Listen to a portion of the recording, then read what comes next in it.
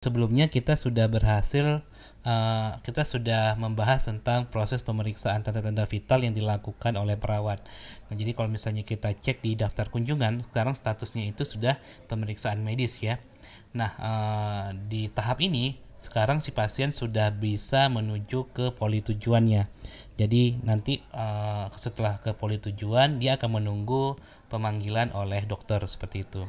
Nah, jadi kita sekarang akan coba login sebagai dokternya ya, untuk kemudian nanti kita melakukan input hasil pemeriksaan. Jadi kita login menggunakan akun Dr. Hafizah.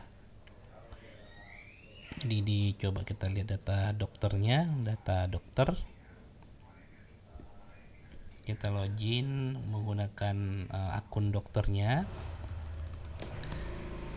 Nah, kemudian nanti di sini ketika kita sudah berhasil login, yang muncul di sini adalah hanya data kunjungan yang berkunjung ke dokter tersebut ya. Jadi datanya itu tidak akan bercampur.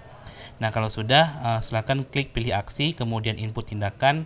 Nah, di sini akan muncul form-form yang nanti harus diinput untuk pencatatan proses tindakan. Dimulai dari anamnesa, jadi kita input misalnya pasien datang dengan kondisi lemas dan tidak mau makan sudah 3 hari.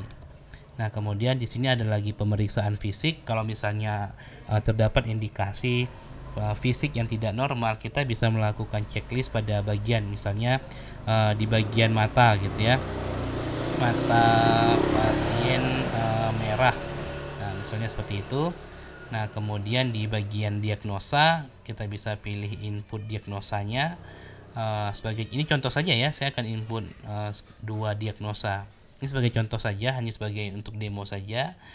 Kemudian, nah, obat apa nih yang akan kita berikan untuk si pasien ini? Nah, misalnya kita akan berikan aspirin.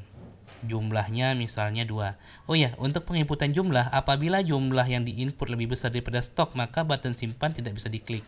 Contoh misalnya ini saya input 41 gitu ya. Nah, si sistem akan otomatis mengunci ini nggak bisa diinput, jadi harus di bawah stok.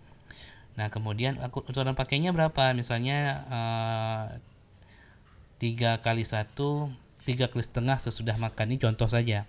Kemudian kita klik. Nah, yang perlu diperhatikan nanti si stoknya itu akan berkurang secara otomatis. Sekarang kan stoknya 40. Lalu kita beli 2 gitu ya. Klik simpan. Nah, kemudian ketika kita pilih aspirin lagi, stoknya berkurang menjadi 38. Seperti itu. Oke, kalau misalnya ada lagi ingin diberikan, silakan klik misalnya amoxilin. Kita beri 2. Ini sebagai contoh saja, sekali lagi sebagai contoh. Lalu aturan pakainya kita pilih. Kalau misalnya aturan pakainya itu tidak ada di sini, kita bisa input secara custom ya. Contoh misalnya 3 kali 1 udah ada, 3 kali 1/4 misalnya. Ini kan belum ada ya. 3 kali 1/4 3 kali 1/4 kali 1/4 sebelum makan. Nah, klik simpan. Nah, jadi ini juga bisa ditambahkan.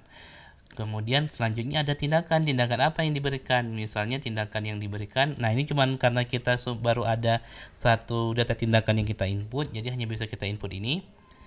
Lalu klik simpan. Nanti kalau misalnya ada lebih daripada satu, silahkan Anda input atau Anda sesuaikan. Nah, kemudian ini bagian edukasi, ini opsional, mau diinput boleh, nggak diinput juga boleh. Atau ini jangan makan pedas ya selama pemulihan. Nah, kemudian kalau misalnya sudah di sini ada tanda-tanda vital. Ini untuk melihat informasi tanda-tanda vital yang diinput oleh perawat di proses sebelumnya.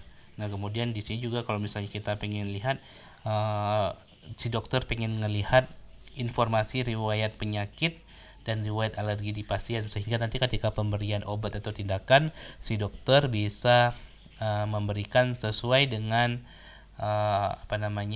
sesuai dengan riwayat yang sudah pernah dialami oleh si pasien. Jadi misalnya dia nggak boleh obat gitu, alergi obat amoxilin, jangan dikasih amoxilin, kurang lebih seperti itu.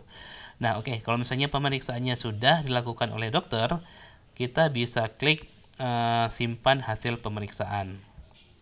Kemudian pilih OK, kemudian status pulangnya berobat jalan, lalu klik simpan dan tandai selesai.